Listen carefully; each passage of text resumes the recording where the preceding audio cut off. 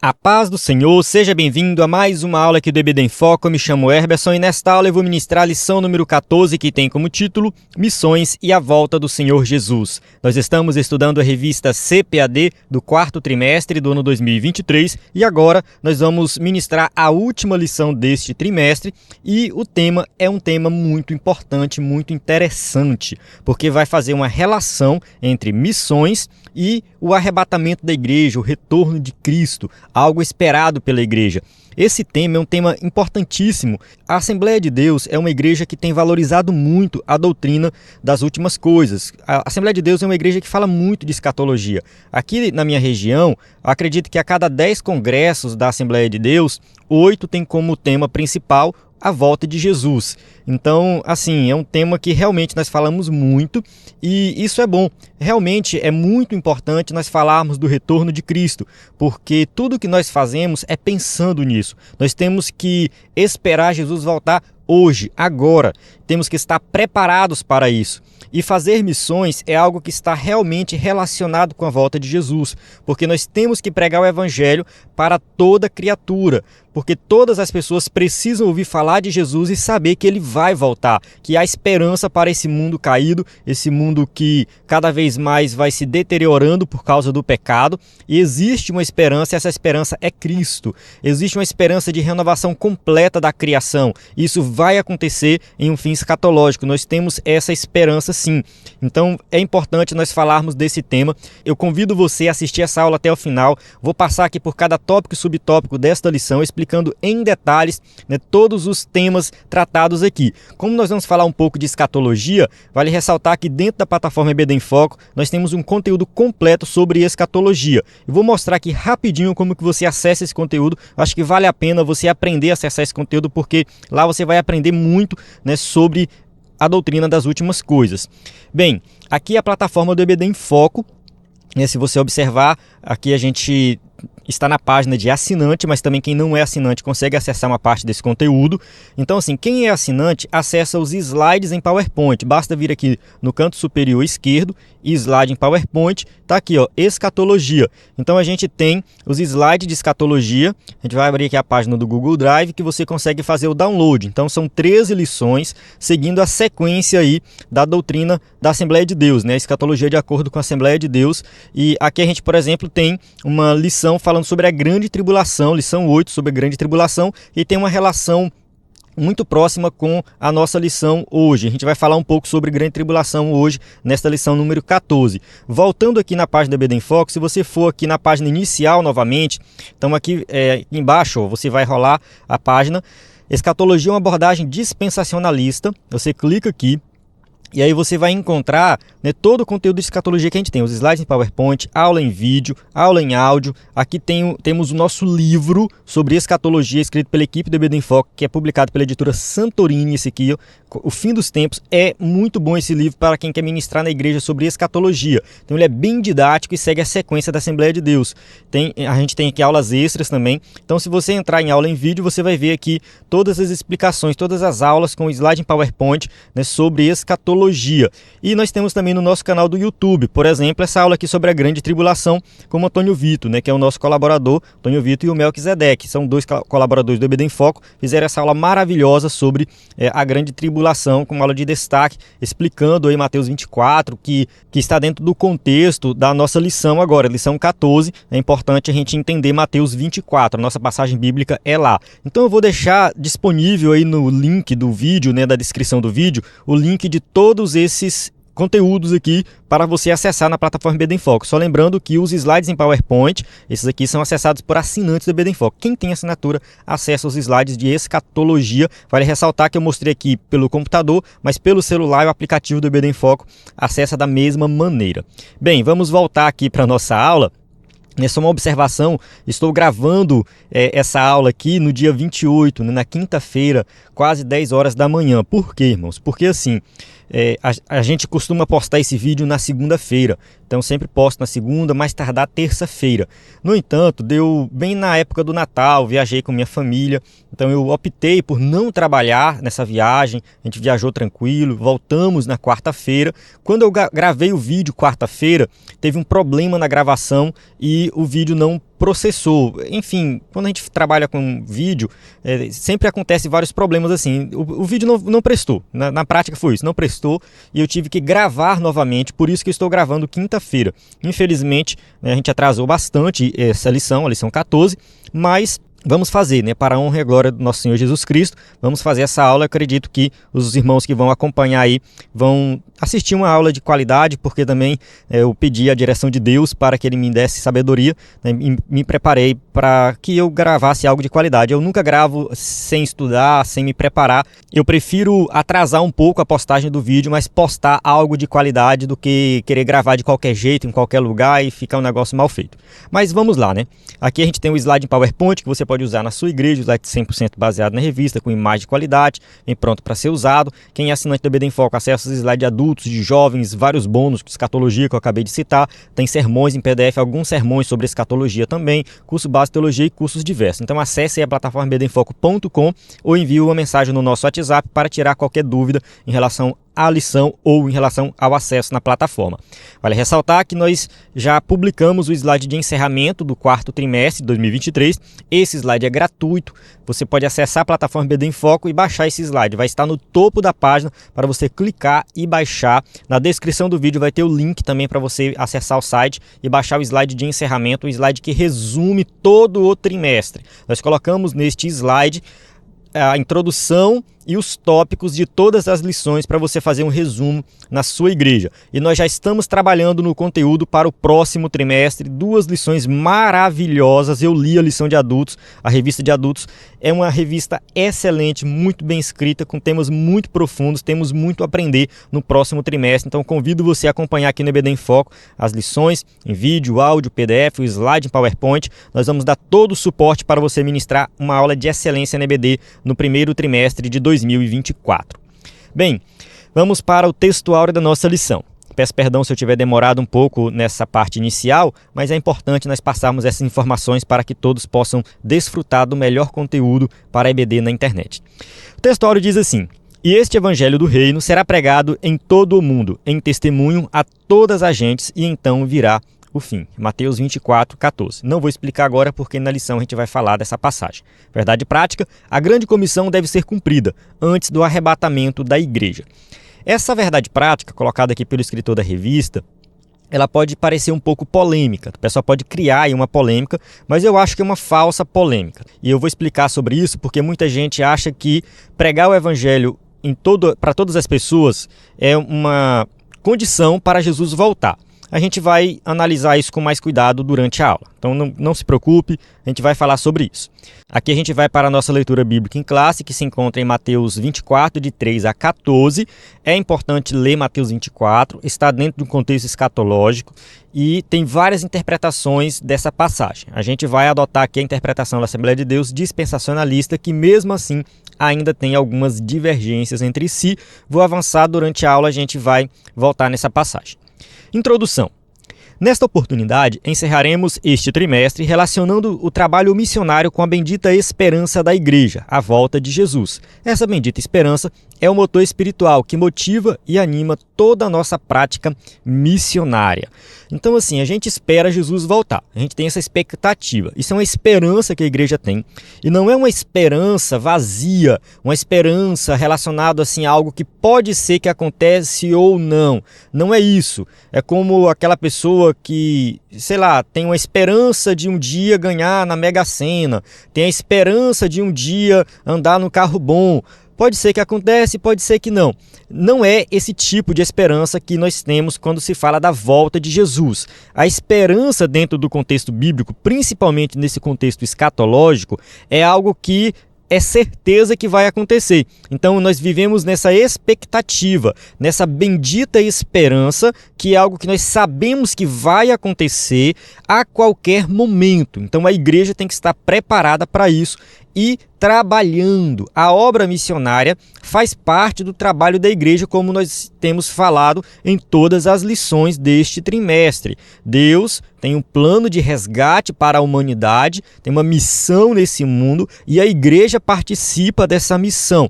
Então tudo que nós fazemos tem que estar relacionado a ganhar almas para Jesus. Então a igreja tem que trabalhar até a volta de Jesus. A compreensão a respeito da iminência da vinda de Jesus sempre trouxe um senso de urgência para a igreja do Novo Testamento e, consequentemente, para as igrejas de tradição pentecostal. Assim, a igreja primitiva vivia na expectativa de Jesus voltar naquela época. Eles esperavam Jesus voltar para eles. Então eles não ficavam pensando assim, Jesus vai voltar só daqui 100 anos, 200 anos, 1000 anos, 2000 anos. Não, eles trabalhavam, viviam, faziam tudo esperando Jesus voltar para eles naquela época. Então essa doutrina da iminência é uma doutrina bíblica. A igreja primitiva vivia nessa expectativa e hoje também nós temos que viver nessa expectativa. Alguém pode falar assim, mas já passou quase 2000 anos e Jesus não voltou. O que garante que ele vai voltar? Será que ele vai demorar mais 1000 anos, 2000 anos? Nós não sabemos, mas isso não importa. O que importa é que nós temos que viver na expectativa, sempre trabalhando em prol do reino de Deus. O Senhor Jesus pode voltar a qualquer momento, portanto, preguemos urgentemente o Evangelho. Tópico 1. Alcançando o mundo até que Cristo volte. 1.1. E este Evangelho do reino será pregado. O texto de Mateus 24,14 afirma que o fim virá somente depois que o Evangelho do reino tiver sido pregado em todo o mundo. Olha só, Mateus 24,14 diz assim: E este Evangelho do reino será pregado em todo o mundo, em testemunho a todas as gentes, e então virá o fim. Então, como eu comentei no começo, essa passagem ela é um pouco polêmica porque os intérpretes vão situar ela em vários momentos diferentes quando se fala de escatologia. Então, eu vou citar aqui algumas interpretações e a ideia aqui não é gerar uma polêmica, né? Falar porque o escritor da revista está errado ou ele está certo. Não é isso, não é isso. Eu acho que o propósito aqui do escritor da revista é fazer uma correlação entre pregação do Evangelho e volta de Jesus. E isso realmente está correlacionado. Nas ciências exatas, essa palavra correlação está muito relacionada à estatística, né? Pega dois conjuntos de dados e aí vê se esses conjuntos de dados estão correlacionados. Por exemplo, existe correlação entre a altura de uma criança e a idade dela? Então pega lá um grupo de crianças, de 50 crianças, pergunta a idade de cada uma, tem quantos anos? 2, 3, 4, 5, qual é a tua altura? E aí pega essas duas colunas de dados e vê se existe uma correlação. Então, quanto maior a criança, maior a idade? Sim, então estão correlacionados. Então, assim, existem cálculos que são feitos para saber se esses conjuntos de dados são correlacionados. E para simplificar aqui, só para explicar rapidinho, a correlação ela pode ser de 0 a 1. Na verdade, ela pode ser de menos 1 a 1, mas eu vou colocar aqui de 0 a 1.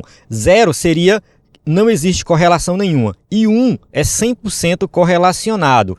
Então, a ideia aí é a seguinte, fazer o cálculo. 0,8, nossa, correlação forte. 0,9, correlação muito forte. 1, 100% correlacionado. Aqui é 100%. Nós estamos fazendo uma correlação entre pregação do Evangelho, fazer missões e a volta de Jesus. São dois eventos 100% correlacionados. Nós temos que pregar o Evangelho porque isso está relacionado à volta de Jesus e nós vamos entender o motivo disso no decorrer dessa lição. Mas já deixa bem claro, né, que essa passagem de Mateus 24,14 está falando isso. O Evangelho do reino será pregado em todo o mundo e então virá o fim.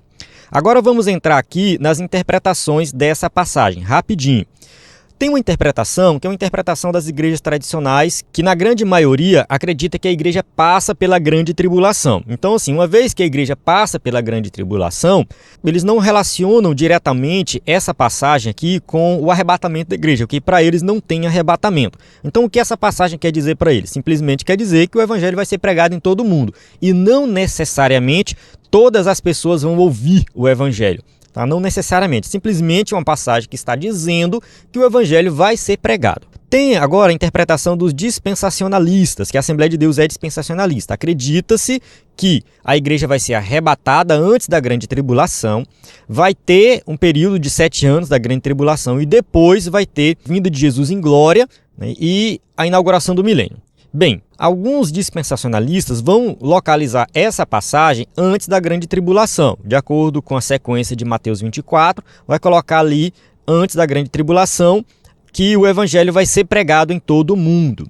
E aí também vai ter a mesma ideia de que o evangelho vai ser pregado para todas as pessoas e todo mundo vai ouvir, ou simplesmente que essa passagem está dizendo que o evangelho vai ser pregado e vai ter pessoas que não vão ouvir, enfim. Colocar essa passagem antes da grande tribulação, muitas vezes pode gerar essa ideia, né, de que Jesus só vai voltar quando todas as pessoas ouvirem o evangelho. Então, assim, Jesus só volta quando todo mundo ouvir. Enquanto tiver uma pessoa no mundo que não ouviu, Jesus não vai voltar. Isso pode ser problemático porque interfere um pouco na doutrina da iminência. E essa doutrina da iminência, ela diz que Jesus pode voltar a qualquer momento. Então, assim, se eu sei que tem povos que ainda não ouviram sobre Cristo, então eu posso ficar tranquilo que Jesus não vai voltar agora. Jesus só vai voltar depois que esses povos ouvirem o evangelho. Então, essa ideia pode atrapalhar um pouco a doutrina da iminência. Que fique bem claro isso. Situar essa passagem antes do arrebatamento da igreja pode ser que atrapalhe um pouco a doutrina da iminência. Então, algumas pessoas podem colocar como condição para Jesus arrebatar a igreja. Outros vão localizar essa passagem dentro da grande tribulação. Então, dentro da grande tribulação, vai ter pregação do evangelho e pessoas vão se converter. Eu vou mostrar aqui o slide que a gente tem sobre grande tribulação. Esse slide aqui, sobre grande tribulação, que você pode baixar no EBD em Foco. E aqui, no último tópico, a gente trata sobre esse tema, né? Então, assim, a ideia é a seguinte: haverá salvação na grande tribulação? Sim, é um ponto polêmico, mas nós acreditamos que sim, haverá salvação na grande tribulação. E nós temos duas passagens do Apocalipse que apontam para isso. A primeira passagem fala assim, quando o quinto selo for aberto, a Bíblia narra que João viu as almas dos que foram mortos por amor da palavra de Deus. Então, Apocalipse 6:9 está dentro do contexto da grande tribulação e fala de almas, né, de pessoas que foram salvas durante esse período. E também nós temos Apocalipse 7, 13 e 14, e estes são os que vieram de grande tribulação. Então a gente tem duas passagens aqui em Apocalipse que dão a entender que sim, haverá salvação na grande tribulação, e nós temos também mais outras duas passagens de Apocalipse que fala de pregação do evangelho durante esse período. Apocalipse 11:3, que fala das duas testemunhas, fala assim: darei autoridade às minhas duas testemunhas para que profetizem durante 1260 dias, vestido de pano de saco. E nós temos também Apocalipse 14, de 6 a 10, que fala do anjo, né? Fala assim: vi outro anjo voando pelo meio do céu, tendo um evangelho eterno para pregar aos que habitam na terra e a cada nação, tribo, língua e povo, dizendo com voz forte. Aí o versículo continua. Então recomendo você ler Apocalipse 14, de 6 a 10. Então fala das duas testemunhas e fala também desses anjos que vão pregar o evangelho e essas passagens que eu li aqui nesse slide. Então a gente entende sim que haverá salvação durante a grande tribulação e haverá pregação do evangelho. Por isso que muitas vezes faz sentido localizar Mateus 24:14 dentro do contexto da grande tribulação, certo? Então, assim, não é para discordar da escritura da revista, não é para causar polêmica, mas é para esclarecer a passagem, a que você possa depois tirar suas próprias conclusões e fazer um estudo mais profundo sobre isso. Vamos avançar aqui. Basicamente, esse Evangelho do Reino é a mensagem do Novo Testamento a respeito do perdão e da nova vida em Jesus como realidades disponíveis na morte e ressurreição de nosso Senhor, como podemos ver no comentário da Bíblia de Estudo Pentecostal. O escritor da revista cita a Bíblia Pentecostal, realmente é muito boa essa Bíblia, você lê os comentários, lê as explicações, vale a pena. E aqui é a explicação do que é o Evangelho. O que é a mensagem do Evangelho? A mensagem do Evangelho é a esperança para a humanidade caída. O ser humano caído em pecado, aprisionado nos seus vícios, nos seus hábitos destrutivos, em relacionamentos destruídos. E o Evangelho vem para resolver esse problema. O Evangelho vem para nos dar uma nova vida em Cristo, para nós vivermos uma nova realidade no reino de Deus, onde tudo funciona na mais perfeita harmonia. Nós temos que crer no Evangelho para ter uma vida transformada e um dia habitar com Cristo por toda a eternidade. Então, a mensagem do Evangelho é essa mensagem de perdão, de tirar o peso do pecado, para que nós possamos realmente viver uma vida plena em harmonia com Deus. Eu estava assistindo o podcast do pastor Augusto Nicodemos lá no Inteligência Limitada. Foi uma entrevista que ele deu lá nesse podcast, já tem mais ou menos um ano. E eu recomendo você assistir, são 2 horas e pouco, mas é muito bom mesmo, porque o pastor Augusto Nicodemos, ele não é assembleiano, é presbiteriano, mas ele é muito conceituado no meio evangélico, é um pastor que realmente dá testemunho, tem bons livros, vale muito a pena ver as pregações dele, ler os livros dele, realmente é muito bom. E ele conta algo interessante nesse podcast. Ele nasceu em uma família cristã, mas ele se desviou, ainda adolescente, foi para o mundo, e ele conta lá que ele experimentou de tudo que não presta nesse mundo, de tudo que não presta, drogas, roubo, né? Ele conta lá que ele chegou a fazer assalto à mão armada, olha só, eu não sabia disso, né? Ele viveu realmente de forma muito intensa toda a destruição que o mundo oferece. Realmente, o mundo só oferece destruição. Até chegou um ponto que ele não via mais sentido na vida. Tudo que ele fazia, na verdade, só gerava um vazio e ele resolveu tirar a própria vida. Ele foi para o quarto do pai dele pegar uma arma que tinha lá escondido. O pai dele tinha uma arma em casa escondida e ele sabia onde estava essa arma. Ele foi pegar essa arma para tirar a própria vida. E quando ele chegou no quarto, ele encontrou a mãe dele lendo a Bíblia. Ela estava lendo, orando, e ela olhou para ele e viu que ele estava muito aflito. E ela perguntou o que estava acontecendo e naquele momento ele se abriu com ela, conversou com ela. Ela falou de Jesus para ele, falou do Evangelho e perguntou se ele queria se converter, se ele queria ali se arrepender dos seus pecados, que Jesus ia perdoar os pecados dele, ia tirar toda essa carga pesada que ele estava carregando. E ele aceitou sim, recebeu essa oração e ele disse que após essa oração, após essa convicção no coração de que Jesus pode perdoar pecados, ele disse que tirou um peso muito grande da vida dele e a vida dele foi transformada de maneira instantânea. A partir daquele momento, acabou todo o desejo de suicídio, acabou todo o desejo pela vida que ele levava de pecado e ele resolveu se dedicar realmente no Evangelho, buscando a Deus, quis ser pastor. A partir dali ele colocou na cabeça que ele ia ser pastor, que ele ia ser um missionário, que ele ia pregar o Evangelho. A namorada dele terminou com ele por causa disso, porque ela disse que não queria ser casada com um pastor. Ele falou, não tem problema, eu vou continuar com essa ideia e realmente Deus abençoou, se tornou um grande pastor. Então assim, a gente vê ali uma transformação radical na vida de alguém que estava prestes a tirar a própria vida e que vivia na prática do pecado. O Evangelho fez isso. Essa transformação ela está disponível para todas as pessoas. Então a gente tem que pregar o Evangelho e levar essa mensagem para um número maior possível de pessoas, para que mais pessoas sejam libertas do pecado. Amém? Vamos avançar aqui. Aqui somente Deus sabe o tempo em que a tarefa da evangelização será finalizada conforme os seus desígnios. Então, assim, não cabe a nós fazermos especulações sobre essa questão da tarefa da evangelização e a volta de Jesus. Até isso ocorrer, a Igreja de Cristo deve transmitir o Evangelho de Cristo a todas as pessoas até que ele volte para arrebatar a sua igreja. Então, nossa missão não é ficar fazendo especulações sobre a volta de Jesus, é pregar o Evangelho. Muitas heresias surgiram por aí, seitas heréticas, foram criadas através de especulações sobre a volta de Jesus. A Igreja Adventista é um exemplo, Testemunho de Jeová também. São heresias que surgiram com pessoas dizendo que Jesus vai voltar numa data específica. Isso foi muito problemático e é até hoje. 1.2. A urgência da tarefa. A urgência da pregação do Evangelho por causa da volta de Jesus é algo posto nas Escrituras. Por isso, os discípulos de Cristo são instados a desenvolver os talentos concedidos por Deus de modo a dar frutos antes da volta do Senhor Jesus. Mateus 25, 19 a 30 fala da parábola dos talentos. Infelizmente, essa parábola é muito mal interpretada por aí. O pessoal gosta de falar dessa parábola com relação a dons e talentos, né? Você enterrou seu talento, você não está usando o seu talento na obra de Deus, mas não é isso que essa parábola está ensinando. Ela está falando ali de uma grande quantidade de dinheiro. Talento ali é uma quantidade de dinheiro. Então, o Senhor deu aos seus servos uma grande quantidade de dinheiro. Aquele que recebeu um talento recebeu uma grande quantidade de dinheiro, algo de muito valor. O que recebeu 2 também, o que recebeu 5 também. Então, todos eles foram agraciados com uma quantidade muito grande de dinheiro.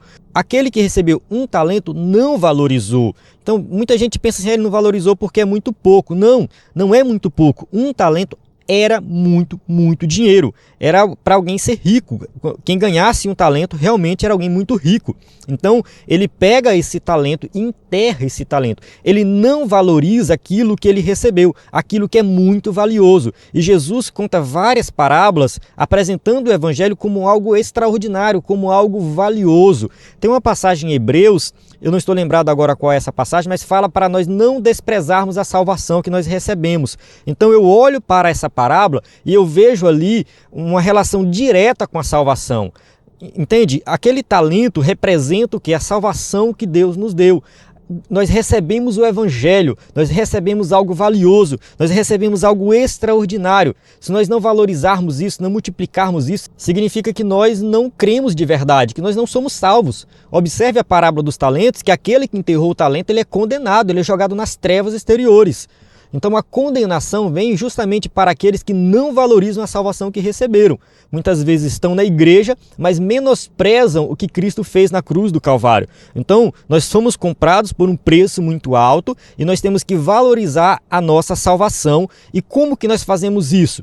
Obedecendo o Evangelho, obedecendo de forma plena, porque o Evangelho é transformação de vida, é mudança, é uma mudança radical na nossa vida. Temos que mudar todo o nosso comportamento, nosso estilo, enfim, nós temos que viver uma vida plena diante de Deus e trabalhar em prol do reino, pregar o Evangelho, dar testemunho.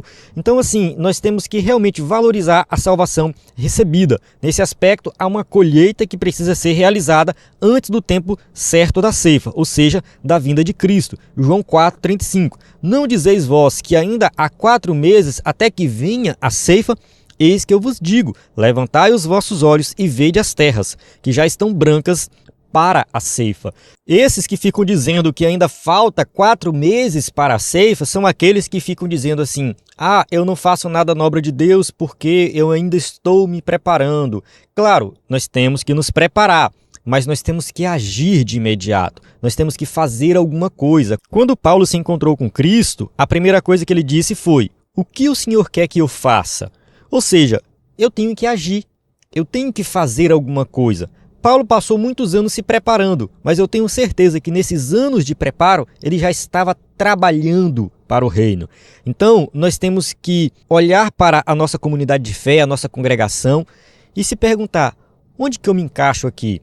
Será que eu posso ajudar o irmão que está fazendo visita no hospital? Será que eu posso ajudar o professor da IBD? Será que eu posso ajudar a limpar a igreja, a carregar banco? Será que eu posso ajudar nisso ou naquilo? Comece a fazer alguma coisa, comece a agir. Tem pessoas que parecem que estão esperando Jesus descer do céu e dizer: ó, vou te dar um dom e tu vai fazer isso e aquilo desse jeito. Tudo bem, isso pode acontecer para um ou para outro, mas Deus já te chamou. Ele já te deu o dom, ele já te capacitou e você pode agir hoje mesmo. Você já pode tomar uma atitude e hoje já começar a trabalhar no reino de Deus, em prol do reino de Deus. Não fique como esses aqui dessa passagem de João 4,35. Ah, ainda falta 4 meses, ainda vai demorar. Não! Comece agora. Dos obreiros que precisam concluir a obra, mesmo sendo poucos. Aqui eu confesso que o escritor da revista me deixou um pouco confuso, né? Ele coloca assim: nesse aspecto há uma colheita que precisa ser realizada antes do tempo da ceifa, ou seja, da vinda de Cristo. E aí eu não vi como que isso se encaixa nos próximos, mas a gente vai explicando e vai lendo a passagem, tá? Que aí fala assim: dos obreiros que precisam concluir a obra, mesmo sendo poucos, Mateus 9,37, então disse aos seus discípulos: a seara é realmente grande, mas poucos são os ceifeiros. Então essa passagem aqui está falando que tem muito trabalho para fazer, tem muito trabalho. Não adianta você ficar achando: ah, porque na igreja não me encaixo em nada, ah, porque eu não tenho oportunidade, ah, porque ninguém me dá oportunidade para eu trabalhar no reino. Meu irmão, minha irmã, não pense desse jeito. Se você chegar lá na sua congregação e falar: pastor, eu estou aqui, eis-me aqui, me dê a missão, vai ter serviço, vai ter gente para evangelizar, vai ter trabalho para fazer. É claro que nós estamos dentro do contexto do evangelismo, mas eu defendo a ideia que todo trabalho realizado na igreja está relacionado a ganhar almas, entende? Então, varrer a igreja, enfim, fazer esse serviço assim mais braçal, está relacionado a ganhar almas. Tudo isso é para o funcionamento da obra de Deus, de maneira que o visitante chegue na igreja, encontre a igreja limpa, bonitinha, vá no banheiro, está tudo limpinho, se sinta confortável e ali ele vai ouvir o evangelho, vai querer voltar e um dia ele pode se converter. Então, tudo está relacionado a ganhar almas para Cristo. E da noiva que tem que se ataviar e estar pronta para as bodas com o noivo. Apocalipse 19, de 6 a 9. Vamos ler. E ouvi como que a voz de uma grande multidão, e como que a voz de muitas águas, e como que a voz de grandes trovões, que dizia: Aleluia, pois já o Senhor, Deus Todo-Poderoso, reina. Regozijemo-nos e alegremo-nos e demos-lhe glória, porque vindas são as bodas do Cordeiro, e já a sua esposa se aprontou. E foi-lhe dado que se vestisse de linho fino, puro e resplandecente, porque o linho fino são as justiças dos santos. E disse-me: Escreve: Bem-aventurados aqueles que são chamados à ceia das bodas do Cordeiro. E disse-me: Estas são as verdadeiras palavras de Deus. Apocalipse 19, de 6 a 8. O escritor citou de 6 a 9, eu coloquei de 6 a 8 porque eu acho que contempla bem o que ele quis dizer ali no texto da lição. Então a gente tem essa passagem maravilhosa que fala do encontro do esposo com a esposa, né, de Jesus Cristo com a igreja, que vem ataviada, que vem bem vestida. Ele fala que o linho fino são as justiças dos santos. Então, para que nós possamos nos encontrar com o nosso noivo, com roupas apropriadas, nós temos que praticar obras de justiça. Temos que trabalhar em prol do reino de Deus. Tópico 2, a volta de Jesus atrelada à obra missionária. 2.1, a relação da volta de Jesus e missões. A volta de Jesus Cristo, sem sombra de dúvida, está ligada à obra missionária, como afirmava o grande evangelista Billy Graham. De acordo com Mateus 24,14, Deus ligou a segunda vinda de Cristo ao sucesso da evangelização mundial. Então nós temos que evangelizar, pregar o evangelho, porque realmente quanto mais nós pregamos, mais pessoas vão se converter. Billy Graham foi um grande pregador, ele pregou realmente o evangelho em vários lugares do mundo. Muitas pessoas se converteram através do ministério de Billy Graham. É claro que ele não fez nada, foi o Espírito Santo que agiu no coração das pessoas. A gente vai falar sobre isso aqui mais na frente. Mas vale destacar a vida de Billy Graham. Eu não li a biografia dele ainda, tenho vontade de ler, eu acredito que a gente tem muito que aprender com ele. Eu ouvi uma história do Billy Graham, não sei se é verdade, disse que ele costumava pregar o evangelho para alguém todos os dias. Tipo, ele tinha que pregar o evangelho, ele tinha que apresentar Jesus de maneira sistemática, falar do evangelho para alguém. Todos os dias ele tinha que fazer isso, ele sentia essa necessidade. Teve um dia que ele se ocupou com várias atividades, ele não pregou para ninguém. Quando foi à noite, caiu uma chuva muito forte, ele ficou preso em casa na chuva.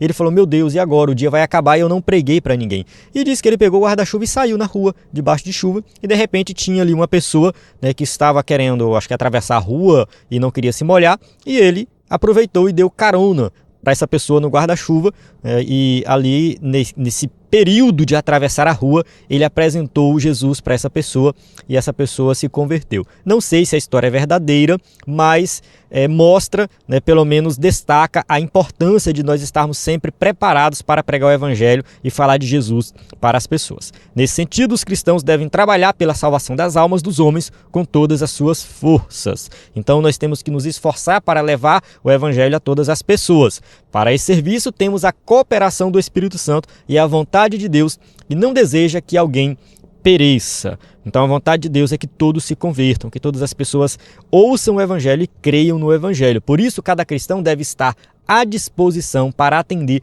ao chamado da evangelização, pois o fruto do justo é árvore de vida e o que ganha almas, sábio é. Provérbios 11:30. Então, quem faz a obra no coração do pecador é o Espírito Santo. Porém, para o Espírito Santo tocar no coração, essa pessoa precisa ouvir o evangelho. E ela só vai ouvir o evangelho se nós pregarmos o evangelho. Amém?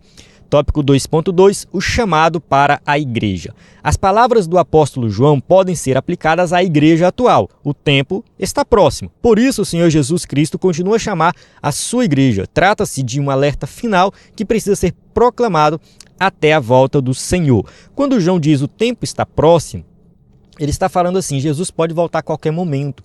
E se o tempo estava próximo lá na época da igreja primitiva, imagina hoje. Eu gosto muito de uma fala dos amilenistas. Os amilenistas são aqueles que não acreditam no milênio literal, né? Por exemplo, pastor Augusto Nicodemos, Hernando Dias Lopes, a igreja presbiteriana de maneira geral, eles são amilenistas, né? Eles acreditam que a igreja já está vivendo o milênio é o período da igreja, tá? O milênio para eles é figurado e não literal. E tem uma coisa que eles falam que é bem assim, que o fim dos tempos começou quando Jesus subiu aos céus. Eu gosto muito dessa interpretação, dessa fala deles. Alguém pode discordar de mim, mas porque a gente sempre tem a ideia assim, estamos vivendo o fim dos tempos, chegou o fim dos tempos. Só que assim, daqui 50 anos, se Jesus não voltar, as pessoas vão estar falando da mesma forma. Daqui 100 anos, 1000 anos, se Jesus não voltar, vão estar falando da mesma forma. Então eu entendo que o fim dos tempos realmente começou quando Jesus subiu aos céus. Porque de lá para cá, né, só foi de mal a pior. Hoje nós estamos vivendo um período muito ruim na humanidade. Várias guerras, tivemos uma pandemia recente. Porém, se nós voltarmos para a década de 40, a gente teve ali a Primeira Guerra Mundial, que foi algo realmente devastador na humanidade inteira. E muitas pessoas ali falavam, chegou o fim dos tempos, Jesus está voltando. E Jesus não voltou na década de 40. Se a gente voltar um pouquinho, lá para 1914, 17, ali teve também, né, uma guerra mundial também, foi a Primeira Guerra Mundial, teve uma pandemia muito grande, que foi a gripe espanhola. Então, assim, sempre vai ter acontecimentos ruins, sempre. Sempre aconteceu coisas ruins desde quando Jesus subiu aos céus. Na época da Idade Média, por exemplo, teve a peste negra, que morreu, se eu não me engano, 1/3 da população da Europa, né? Então, assim, muita gente morreu. Então, o fim dos tempos está acontecendo desde quando Jesus subiu aos céus e vai continuar acontecendo até ele voltar. Já estamos vivendo o fim dos tempos há muito tempo, então o tempo realmente está próximo. Nesta última hora da igreja neste mundo, uma nova geração de voluntários precisa responder ao chamado universal para a evangelização, como está escrito em Mateus 28, 19 a 20, que a gente está lendo desde a primeira lição, né? Portanto, ide, ensinai todas as nações, batizando-as em nome do Pai, do Filho e do Espírito Santo, ensinando-as a guardar todas as coisas que eu vos tenho mandado. E eis que estou convosco todos os dias, até a consumação dos séculos. Amém. Então, a igreja tem que pregar o evangelho, a igreja tem que levar Jesus às pessoas. A igreja não pode perder o foco, ela não pode deixar de falar do evangelho para falar de outra coisa. Não, ela tem que falar de evangelho, falar de Jesus. Esse é o papel da igreja, esse é o chamado da igreja, a fim de que novos crentes se preparem para ouvir a voz de Cristo chamar por ocasião de sua volta. Vamos ler 1 Tessalonicenses 4, 16 e 17. Porque o mesmo Senhor descerá do céu com alarido e com voz de arcanjo e com a trombeta de Deus. E os que morreram em Cristo ressuscitarão primeiro. Depois nós, os que ficarmos vivos, seremos arrebatados juntamente com eles nas nuvens, a encontrar o Senhor nos ares, e assim estaremos sempre com o Senhor. Então, quem vai ouvir a trombeta? Quem vai ouvir o alarido? O Senhor vai descer do céu com alarido e com voz de arcanjo e com trombeta de Deus. Quem vai ouvir? Somente quem crê em Jesus como Salvador. Então, é por isso que nós temos que pregar o evangelho a toda criatura, para que as pessoas possam crer em Jesus e ouvir essa trombeta. Aproveitemos, portanto, os meios odiernos de grande avanço tecnológico que possibilita a Igreja de Cristo comunicar o evangelho a toda a raça humana. Bem, a palavra odierno aqui é algo moderno, algo atual, né? Então, assim, nós temos que usar a tecnologia atual para levar a mensagem de Cristo a todas as pessoas. Na década de 70, a tecnologia da época foi usada para levar o evangelho. Foi televisão, rádio. Na década de 90 também. Hoje, daqui a alguns anos, vai ter novas tecnologias e o evangelho deve ser levado usando os meios modernos de comunicação, e assim todo mundo vai ouvir o evangelho. Muitas vezes, nos países que sofrem perseguição, que nós já falamos aqui, né, eles conseguem ter acesso à mensagem do evangelho através do celular, entende? Através de um aplicativo de comunicação. E ali eles conseguem ler a Bíblia, conseguem se comunicar com alguém que prega o evangelho, conseguem acessar o YouTube, ver pregações, enfim. Então tem várias maneiras que a tecnologia pode ajudar a pregação do evangelho, a gente tem que usar todos esses meios. Chegamos na conclusão da nossa aula, que diz assim: preliminarmente, devemos agradecer a Deus pelo despertamento missionário que temos visto no Brasil nestes últimos tempos quanto à prática missionária. E o nosso desejo é que mais igrejas locais invistam em oração, em recursos humanos e financeiros para alcançar os que ainda se encontram perdidos. Vivemos os últimos dias da igreja no mundo e, por isso, essa obra é urgente. Que o Espírito Santo continue despertando a igreja nestes últimos dias que antecedem a volta do Senhor Jesus Cristo para arrebatá-la. Então, assim, nós estamos vivendo os últimos dias, como eu falei, defendo a ideia de que os últimos dias começou desde quando Jesus subiu aos céus. Então a gente tem que esperar Jesus voltar a qualquer momento, e a igreja tem que fazer a obra, tem que pregar o evangelho, tem que levar o evangelho a todos aqueles que precisam. Eu recomendo você baixar os slides de escatologia, e a última lição do nosso slide de escatologia, você está preparado? Então, assim, naquela lição, foi até uma lição que eu mesmo escrevi, né, eu coloco ali a necessidade de nós estarmos trabalhando quando Jesus voltar. Então, assim, nós temos que fazer a obra, nós temos que trabalhar, nós temos que buscar mais de Deus, nos capacitar e colocar a mão na massa, né, como dizem por aí, né, fazer acontecer, porque a seara é grande e são poucos os ceifeiros. Chegamos no final da nossa aula, aqui a gente tem as perguntas para quem vai usar o slide na igreja. E mais uma vez aí reforçando, né, o nosso site ebdenfoco.com, o nosso WhatsApp que você pode mandar mensagem sempre que precisar, né, e já estamos trabalhando no conteúdo para o próximo trimestre, então não fique de fora, né, acesse ebdenfoco.com, fale conosco, use o slide na sua aula. Quem é assinante tem acesso aos slides de adultos, de jovens, vários bônus como slide de escatologia, sermões em PDF, curso básico de teologia e cursos diversos. Então acesse ebdenfoco.com, na plataforma EBD em Foco você tem tudo o que precisa para ministrar uma aula de excelência na EBD. A paz do Senhor. Até a próxima aula.